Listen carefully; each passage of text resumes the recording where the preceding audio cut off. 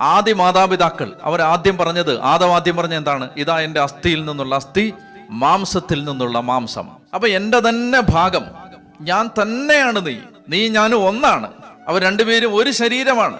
ഇങ്ങനെയൊക്കെയുള്ള ആ കാഴ്ചപ്പാടിൽ സംസാരിച്ചു കൊണ്ടിരുന്ന ആദം പിശാചിന്റെ പ്രവർത്തനത്തിന് ശേഷം, പാപത്തിന്റെ വീഴ്ച സംഭവിച്ചതിന് ശേഷം എന്താ പറയുന്നത്?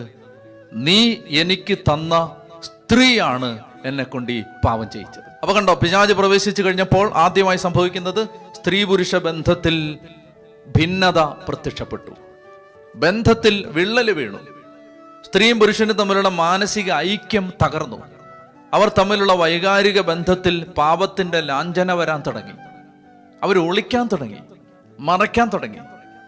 മനസ്സിലാവുന്നുണ്ടോ? അപ്പോ പിശാച് ആദ്യം പ്രവേശിക്കുന്നതും കുടുംബത്തിലാണ്. കുടുംബത്തിന്റെ തകർച്ചയാണ് സാത്താന്റെ ലക്ഷ്യം.